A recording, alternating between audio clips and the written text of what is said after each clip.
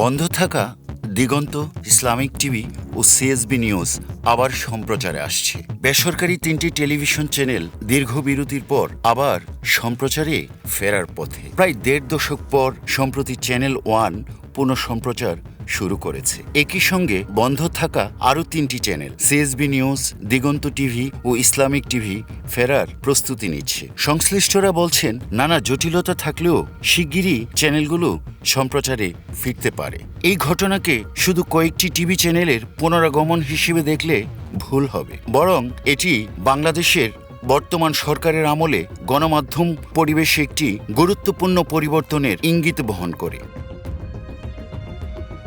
2007 সালের 6 সেপ্টেম্বর দেশের প্রথম সংবাদ ভিত্তিক টেলিভিশন সিএসবি নিউজ সাবেক সেনা সমর্থিত তত্ত্বাবধায়ক সরকারের সিদ্ধান্তে বন্ধ হয়ে যায়। এরপর 2010 সালের 27 এপ্রিল চ্যানেল 1-এর সম্প্রচার বন্ধ করে দেয় তৎকালীন আওয়ামী লীগ সরকার। সবচেয়ে আলোচিত ঘটনা ঘটে 2013 সালের 5 মে। মতিঝিলের শাপলা চত্বরে হেফাজতে ইসলামের সমাবেশকে কেন্দ্র করে সৃষ্ট উত্তেজনার মধ্যে মধ্যরাতে অভিযান চালানো হয়। ওই রাতেই দিগন্ত টিভি ও ইসলামিক টিভির সম্প্রচার বন্ধ করে দেয় সরকার। মানবাধিকার সংস্থা অধিকারের হিসাবে ওই ঘটনায় অন্তত 61 জন নিহত হন। 2025 সালের 4 মে হেফাজতে ইসলাম নিহত 93 জনের একটি তালিকা প্রকাশ করে। শাপলা চত্বরের ঘটনার পরপরই গণমাধ্যম নিয়ন্ত্রণের কঠোর পদক্ষেপ হিসেবে 2টি টেলিভিশন চ্যানেল বন্ধ করে দেয়া হয়, যা দীর্ঘ সময় ধরে আলোচনার বিষয় হয়ে আছে।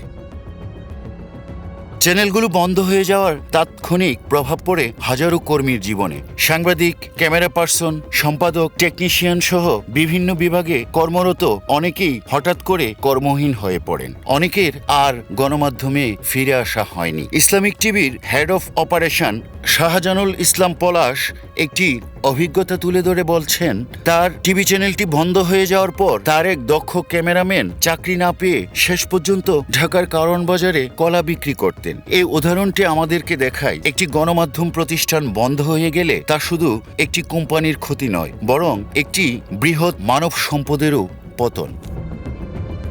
2024 সালের রাজনৈতিক পট পরিবর্তনের পরের পরিস্থিতিতে নতুন মোড় আসে। জুলাই অভ্যুত্থানের পর শেখ হাসিনা ভারতে চলে গেলে ডক্টর মোহাম্মদ ইউনূসের নেতৃত্বের অন্তর্বর্তী সরকার বন্ধ থাকা 4টি চ্যানেলের উপর থেকে স্থগিতাদেশ তুলে নেয়।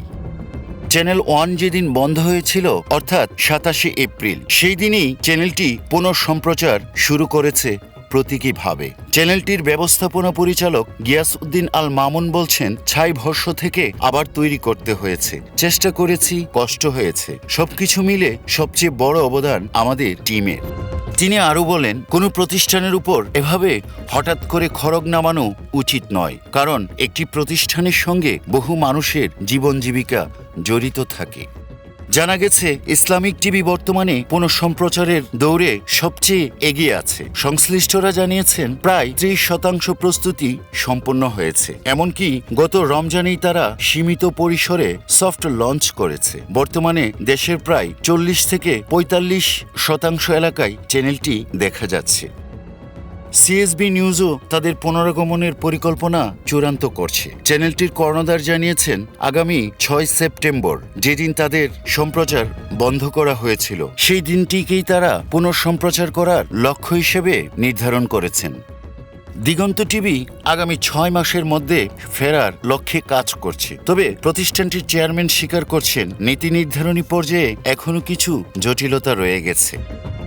গণমাধ্যম বিশেষজ্ঞরা মনে করেন, রাজনৈতিক কারণে মিডিয়া বন্ধ করে দেয়া একটি গণতান্ত্রিক রাষ্ট্রের জন্য উদ্বেগজনক দৃষ্টান্ত। গণমাধ্যমকে নিয়ন্ত্রণের হাতিয়ার হিসেবে ব্যবহার করা হলে তা দীর্ঘমেয়াদে রাষ্ট্র ও সমাজ উভয়ের জন্য ক্ষতিকর। এতে মত প্রকাশের স্বাধীনতা সংকুচিত হয় এবং জনগণ বহুমাত্রিক তথ্য থেকে বঞ্চিত হয়। এদিকে দীর্ঘদিন ধরে সংকুচিত গণমাধ্যমের বাজারে নতুন কর্মসংস্থানের সুযোগ সৃষ্টি হতে পারে চ্যানেলগুলোর সম্প্রচার শুরু হলে। দেশে মিডিয়া প্রতিষ্ঠানের সংখ্যা বাড়লেও প্রকৃত অর্থে কর্মসংস্থানের সুযোগ সীমিত ছিল। বন্ধ চ্যানেলগুলো চালু হলে অনেক অভিজ্ঞ সাংবাদিক আবার কাজে ফিরতে পারবেন বলে আশা করা হচ্ছে।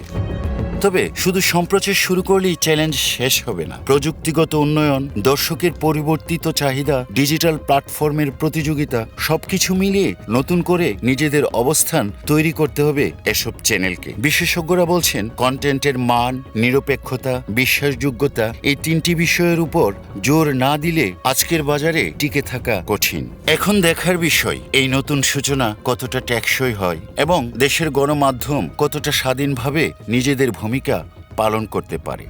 News desk, সুখবর.com।